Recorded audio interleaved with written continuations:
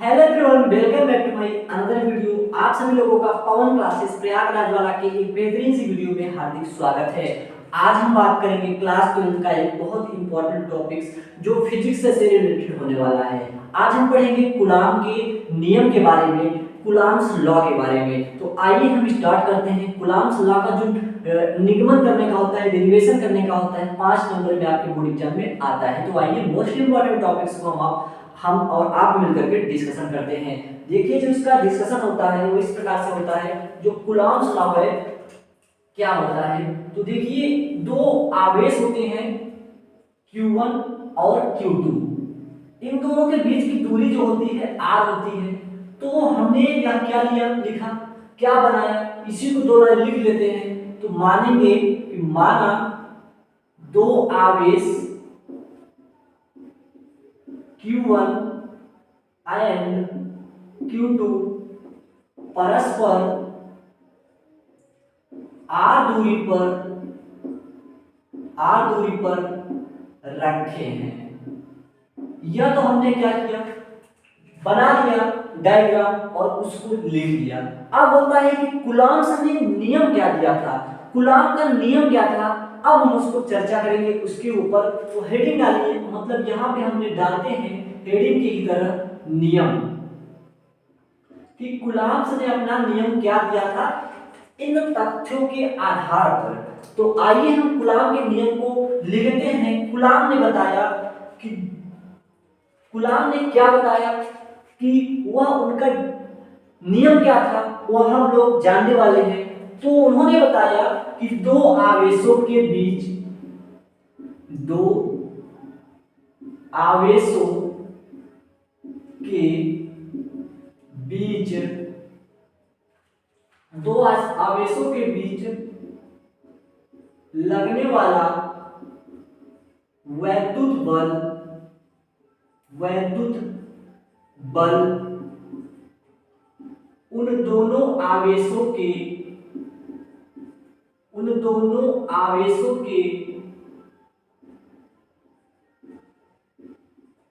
गुणन उन दोनों आवेशों के गुणनफल के अनुक्रमानुपाती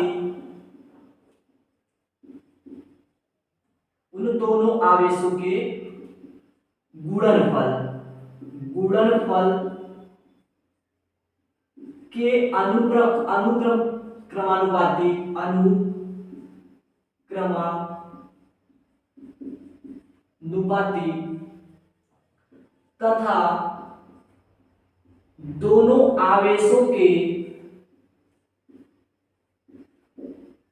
दोनों आवेशों के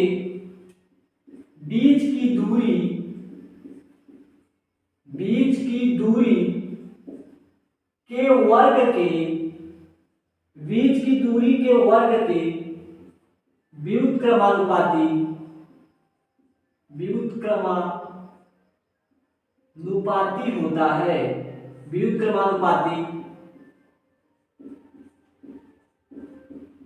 व्युत्क्रमानुपाती होता है। तो कूलाम्स ने क्या नियम दिया था, कूलाम ने बताया था कि दो आवेशों के बीच लगने वाला वैद्युत बल उन दोनों आवेशों के गुणनफल के अनुक्रमानुपाती तथा दोनों आवेशों के बीच की दूरी के वर्ग के व्युत्क्रमानुपाती होता है। तो कूलाम्स के नियम के अनुसार हम इसको गणितीय भाषा में कैसे लिखेंगे, आइए देखते हैं। उन्होंने बताया था कि जो बल लगेगा, तो वह जो वैद्युत बल लगेगा F बराबर F अनुक्रमानुपाती होता है किसके, आवेशों के गुणनफल के, यानी आवेशों के गुणनफल Q1 into Q2 के। हम इसको समीकरण 1 दे देते हैं। अब उन्होंने कहा था तथा दोनों आवेशों के बीच की दूरी के वर्ग के व्युत्क्रमानुपाती होता है।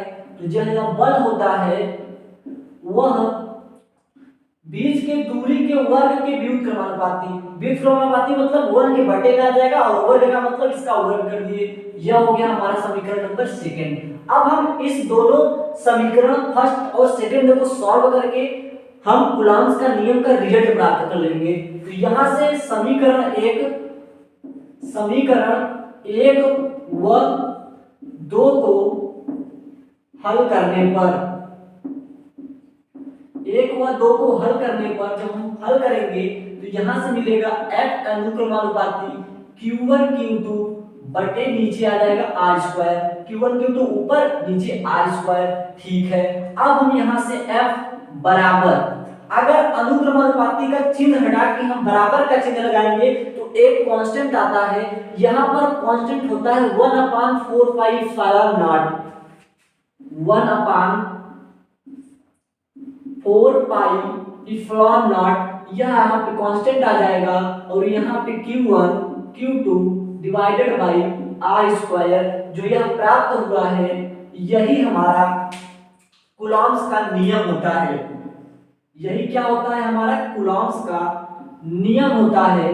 F बराबर 1/4 pi epsilon not into q1 q2 बटा r स्क्वायर, जो यहाँ पे F है, सॉरी जो 1/4 पाई एप्सिलॉन नॉट है, इसकी वैल्यू जो होती है 9 × 10⁹ होती है। इतना आपका वैल्यू हो जाता है। ठीक है, और यही अगर हम बात कर ले, यहीं पे अगर हम बात करें कि इसका मात्रक क्या होता है, तो अगर हम मात्रक की बात करेंगे, मात्रक की बात करेंगे तो यहां से देखिए q1 q2 यानी कूलॉम स्क्वायर बटे मीटर स्क्वायर, कूलॉम स्क्वायर बटे मीटर स्क्वायर, या फिर आप जानते हो जो बल का मात्रक होता है न्यूटन भी होता है, तो यहाँ पे आप लिख सकते हो आप न्यूटन, न्यूटन। अगर हम इसकी बीमा की बात करें, अगर हम इसकी बीमा की बात करेंगे तो जो बीमा हो जाएगी आपकी यहाँ न्यूटन के आधार पर, न्यूटन की बीमा बल की क्या होती है ml स्क्वायर t माइनस 1, यह होती है आपकी बीमा, यह बीमा हो गई आपकी। ठीक है, अब आपके मन में एक सवाल आ रहा होगा कि एप्सिलॉन नॉट क्या होता है। तो जो एप्सिलॉन नॉट होता है वह होता है निर्वात में वैद्युतशीलता, निर्वात में वैद्युतशीलता, वैद्युतशीलता, और इस एप्सिलॉन नॉट की जो वैल्यू होती है वह होती है 8.85 गुणित 10 के घाते -12, इतना होती है इसकी वैल्यू।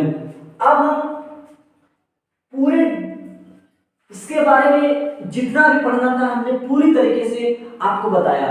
देखिए हमने क्या किया, इसके लिए सूत्र को फाउंड आउट कर दिया, इसका व्यंजक प्राप्त किया, उसके बाद हमने बताया कि जो a1/4 pi epsilon not constant हमने लिया है इसकी वैल्यू क्या होती है, हम इसकी वैल्यू बताए। उसके बाद हम देखिए यहाँ पे जो f है इसका मात्रक क्या है और बीमा क्या है। फिर हमने देखा कि जो एप्सिलॉन नॉट है उसकी मात्रा और एप्सिलॉन नॉट क्या है, निर्वात की वैद्युतशीलता है, और उसका मान कितना होता है उसको हम लोगों ने देखा। लेकिन यह फार्मूला कब वैलिड है, यह फार्मूला वैलिड है जब माध्यम कैसा हो, जो निर्वात या वायु के लिए।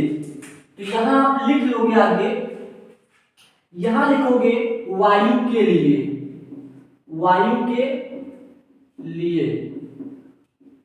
अगर हमारा वायु न होकर के कोई माध्यम उपस्थित हो जाए तब क्या होगा फार्मूला, तो आइए उस फार्मूला की भी लिख लेते हैं। तो हो जाएगा F बराबर 1/4 pi epsilon not K into Q1 Q2 बटे R स्क्वायर। यहाँ पर एक K आ जाएगा नीचे।